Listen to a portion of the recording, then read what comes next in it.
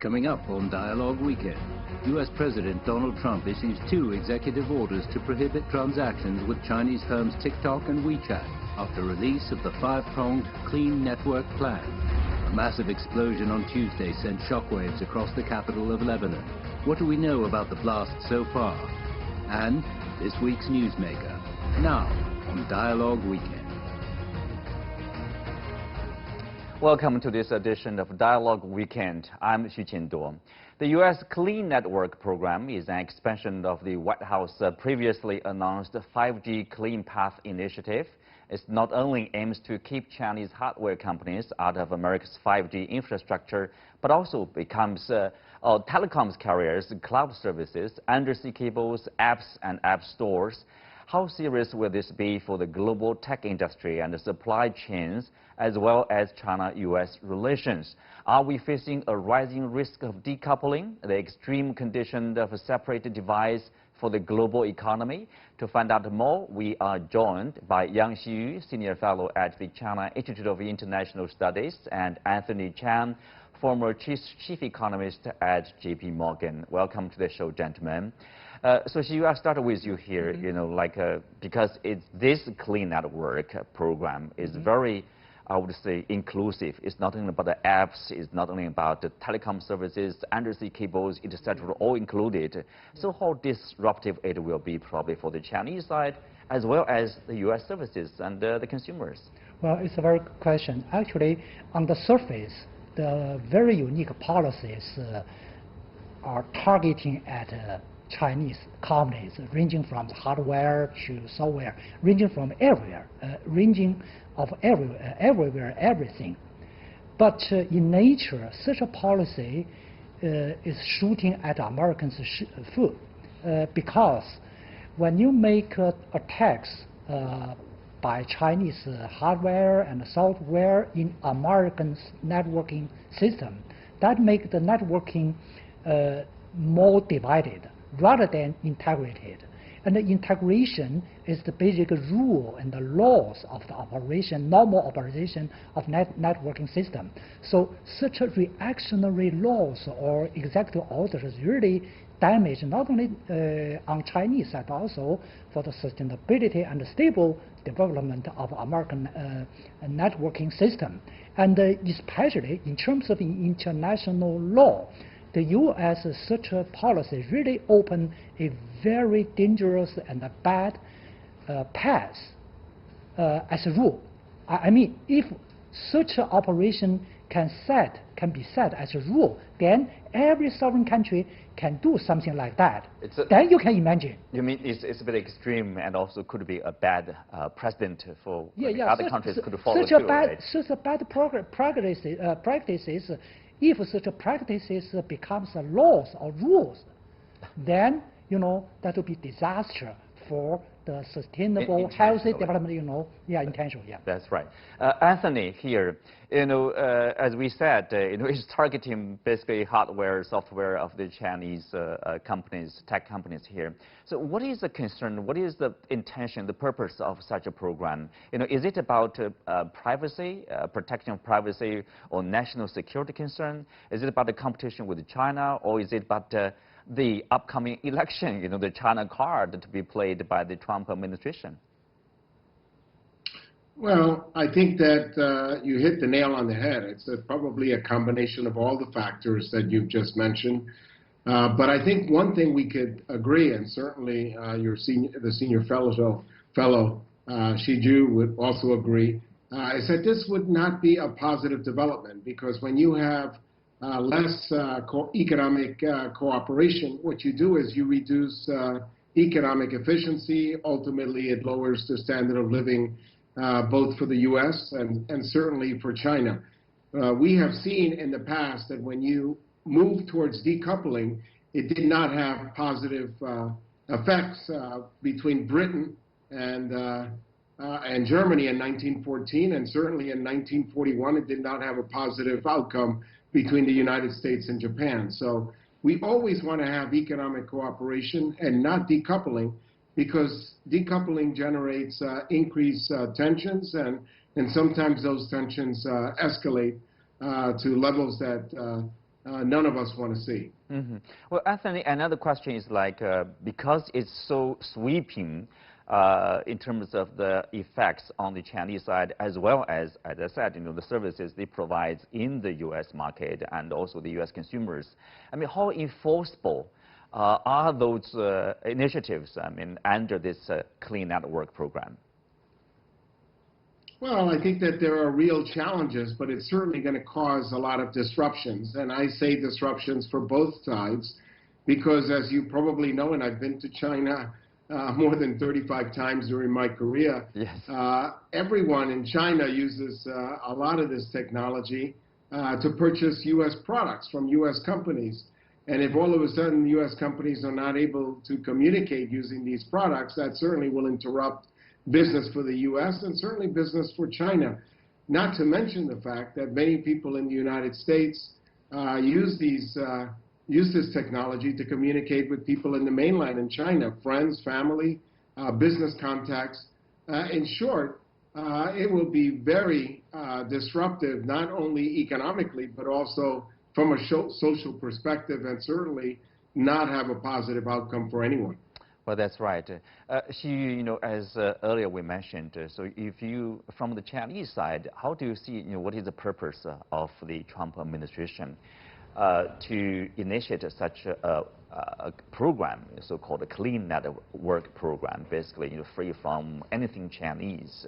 What is the true purpose? What is the intention? After all, there's only probably less than 3 months to go for the general election. Yep. I think the purpose lies in 2 points. Firstly, it's a short term.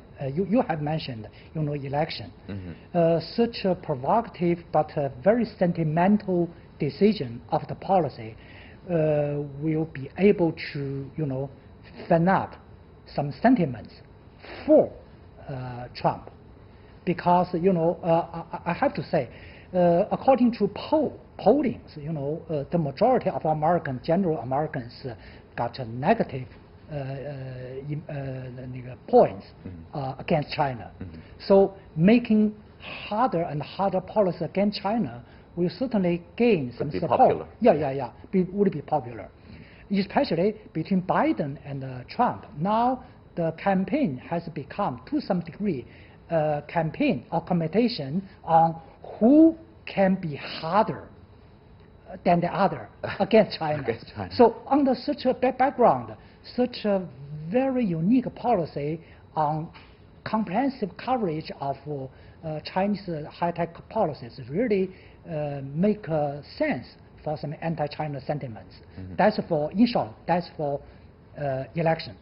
But that's not all. The other in-depth purpose is the Trump administration, especially Secretary of State Pompeo, has determined to launch a new Cold War against China. And for Cold War purpose, you need to set up a curtain. And the networking is a really new frontier for the curtain. So they have been talking about decoupling. Decoupling means, the curtain. And decoupling not only, the trade, investment, and market, and so on, but the networking system. So I think such a new policy really designed to serve for the Cold War. The Cold War is like a technology curtain between the two countries. Also, the latest moves taken by the Trump administration is new sanctions against Carrie Lam, the chief executive of Hong Kong, and other Chinese officials. So, from the Chinese perspective, again, what do you see? What's your take on that? Pressure on Hong Kong and also the whole China? I would say such a development from the U.S. is really negative on Hong Kong. That will certainly produce some pressures and negative effects on Hong Kong's prosperity and Hong Kong's sustainable development. However, in terms of the sovereignty, Beijing has to take such a price to guarantee the sovereignty. But I think with time going, the damage on Hong Kong will also produce some feedbacks back to the United States. In the integrated world, in the globalization, whenever one side attack the other, then the backfire will be the same returning. So basically, I think sooner or later, China and the U.S. will return to a normal track based on the mutual respect and the cooperation. I fully respect the U.S. And I think sooner or later, U.S. and China will return the right track for the mutual benefited operation rather than the one-sided unilateral operation. Back on track, hopefully. But of course, it's not there yet. You see the executive order, Anthony, against the not only in TikTok but also WeChat, a service provided by Tencent, one of the Chinese tech giant there. This is, again, executive order is not that clear. For example, if you follow the order and then there's a problem, for example, no individuals in the U.S. or companies can do business with Tencent under the order. What about iPhone, provided by Apple, the U.S. company? If they failed to provide the app WeChat in their app store, and then if you ask a Chinese consumer, if you are forced to make a choice whether you stick with iPhone or stick with WeChat, what's your choice? 99% of them, they would say, I would stay with my WeChat. So U.S. companies would also be hurt. How do you think, is this policy well thought of? Well, I think that the survey that you've mentioned is very accurate, and that's the way the Chinese people will operate. And by the way, it's very logical. I think that once the United States sees how that unfolds, what you will see is a retracement of those policies. Obviously, right now, many of these executive orders are taken with a very short-term horizon, but as these implications work themselves out, I have no doubt that the U.S. will be taking many steps backwards to basically adjust to the new economic reality. Right now, both sides, and even the United States especially, has much to lose. Apple, Tesla, and many companies are well ingrained in the Chinese economy, and as those things start to become threatened, I have no doubt that U.S. policy will change. Keep in mind that for the benefit of both the United States and China, the election will be over in a few months, and I think that at that point, cooler heads will prevail, and you will see that many of these threats that are being made today will start to unfold, and we will see greater cooperation between the United States and China. We must not forget that we are dealing with the two largest economies in the world, and when you try to decouple the two largest economies in the world, the outcome is not going to be positive in the long run, and I think the U.S. will certainly understand that lesson as time passes. Well, Anthony, in your view, what is the best response from, say, TikTok or WeChat here, since there's a time frame of 45 days after the issuance of this executive order? For example, if they go to, fight a lawsuit against the Trump administration, that could be time-consuming. Is that enough to somehow, muddle through this issue until there's a new administration in Washington, in the White House? Well, my father was born in China, and anytime he had these kinds of conflicts in life, he always said that you always have to pursue all options at the same time, simultaneously. That means legal, negotiation, and certainly diplomacy. So I don't think that just relying on lawsuits is the way to go, but at the same time, ignoring that option also would be not logical also. So I think that the policy that these companies should pursue are all the options together, and then over time, the hope is that some sort of an accommodation will take place, because I think that there's no doubt that when you look at the estimates for a company like TikTok, some valuations in the United States and in China have put the value of the company as high as $100 billion. Some estimates suggest that Microsoft might be able to purchase the company for $30 billion. There's a huge gap between $30 and $100 billion. Yes. And I think that 45 days to resolve that is way too short to think that gap is going to be resolved in 45 days. Because, we are, running up to this November 3rd general election. Many people are talking about whether there will be more surprises or surprising China policies, targeting a particular area from the Trump administration. Do you think there will be more tough measures against the Chinese companies or against a particular area on the Chinese side? Anthony? I really hope that we don't get there, because all this conflict is very counterproductive. And I don't mean just against China, against almost any country. We've had trade conflicts with Europe, and that's counterproductive. Trade conflicts with Latin America, that's counterproductive. So I would hope we won't. But certainly as the elections get closer, I think that we will see measures that are taken to try to improve the election prospects for whoever is sitting in Washington, D.C. So I wish I could say that between now and the election things will get better.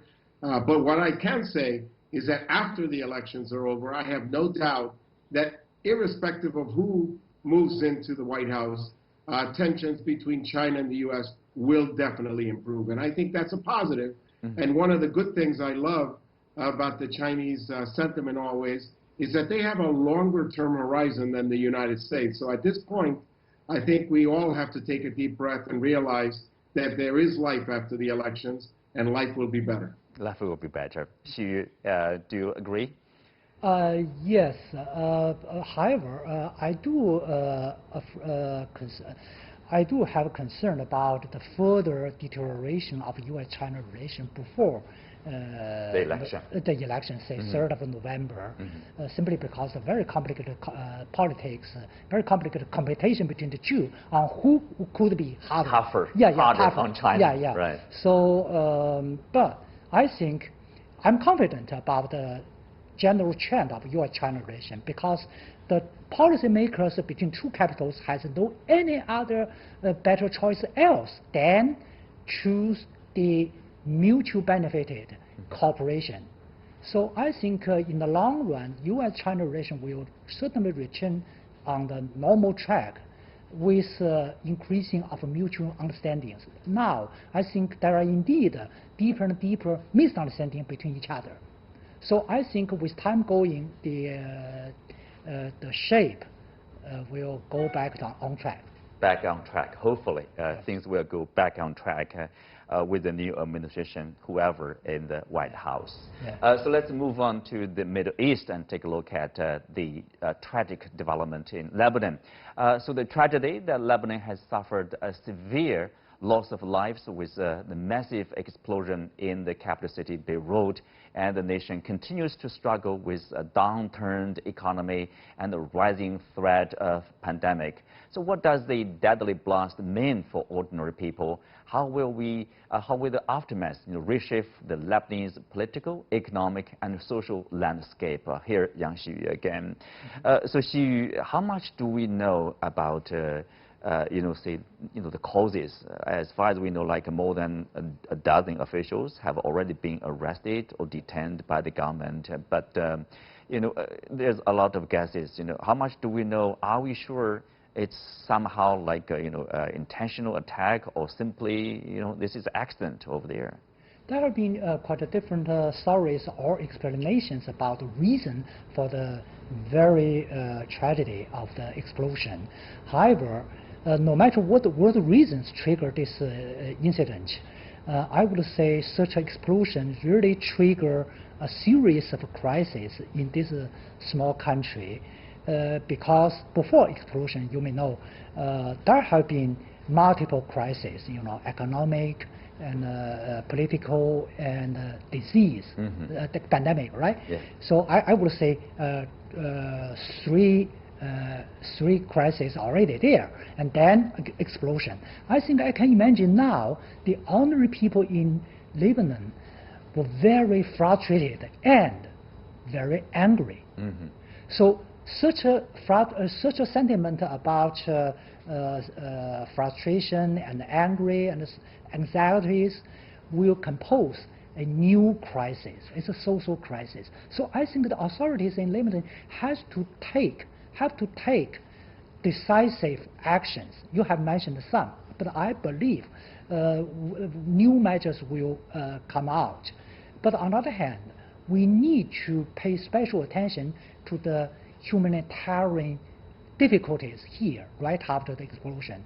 I have noticed although there are many differences among capitals, however, at the same time, on the same issue, American president, French president, Chinese president, Russian president, all over the international community send the same tone to Lebanon government. I think it's a very positive and a good signal from the outside of Lebanon. I think with the international community's assistances and help, and with Lebanon people's efforts, I think such a multiple crisis will be gradually overcome, I hope. Of course, the president has made an announcement that, could it be like a bomb, could it be a missile, could it be, a dereliction of duty. But he rejects international investigation. He says that national investigation could be enough, and he should not be held responsible, although he was aware of the potential danger like 3 weeks ago before the explosion. Yeah. So, what does that tell us about Lebanese politics over there? As you mentioned, there's anger, there's frustration on the street. Yep. Obviously, people are not that happy with the government, how they handled these explosives over there in the port. Well, firstly, I would say international investigation will be very highly sensitive. Theoretically, international investigation will be great, could be justice. However, in the context of Lebanon politics now, it's no way to have a smooth, stable, justified international investigation on this very sensitive case. If the multinational investigation team step into this case, I'm afraid the situation will be worse rather than better. So I personally, I really understand the rejection by Lebanon government on the international investigation. However, without the international investigation, who can be trusted? Who can be trusted inside Lebanon? So that's a bigger question for all Lebanon people. And I think ideally the different political parties can sit down to face the same challenge, to have a joint hands to investigate this case by Lebanon people. I think that is now is the only possible doable way rather than external way. Right. On one hand is sovereignty. On the other hand, of course, you need to find out the truth, the assistance from the international community. Well, let's leave it there for now and take a look at this week's NEWSMAKER.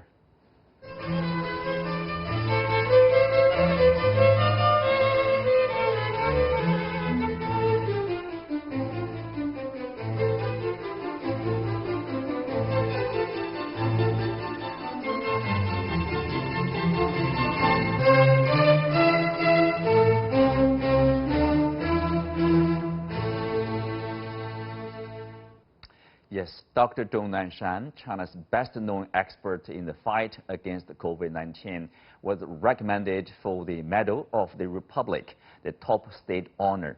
To better understand the work and the significance of Dr. ZHONG, Yang Xu again here in the studio. Xu, so tell us in particular the international audience here and why ZHONG NANSHAN was nominated to receive this state honor, the probably highest honor among the honors. Well, let me reply your question as ordinary Chinese. I experienced the very terrible pandemic earlier this year. I respect ZHONG NANSHAN not because he's very high level of academics, but because he's very pragmatic and decisive suggestion about lockdown. And every Chinese here knows it was ZHONG NANSHAN who recommended the suggestion to the government to lock down in time. You mean of the city of Wuhan? Yeah, city of Wuhan. If without such a lockdown proposal and operation, I think the situation would be much, much worse than now. And in other words, China has recovered much earlier than the other countries else in the world with less cost, partly because of Dr. ZHONG NANSHAN. Well, ZHONG NANSHAN often is compared to his U.S. counterpart, Dr. Anthony Fauci, both well-respected and dedicated their life for many, many decades to their own nations in their fight against so contagious diseases in particular area. But also Dr. Fauci, somehow his work was undermined by the Trump administration, and according to his own, in one interview, he said he received even threats against his family members, from some of the people over there. So what's your, a take on that? I mean, ZHONG NANSHAN on one hand was highly regarded, but Dr. Fauci would somehow even... Actually, you have raised a very interesting but dramatic question. Many Chinese, let me put it by this way.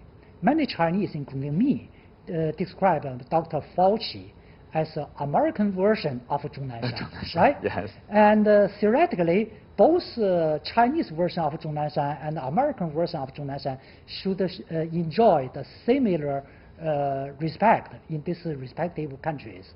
Say, Fauci should enjoy high respect like ZHONG NANSHAN enjoys here. But the situation you have mentioned quite the opposite. I think the reason, in my observation, is a really sad story for American people. Say, now the U.S. has been extremely polarized, and even among ordinary people, on every fundamental issues, different people have totally different ideas and position and opinions. So that's the basic reason for Fauci's unfair treatment in the United States. Also because, unfortunately, this year is an election year.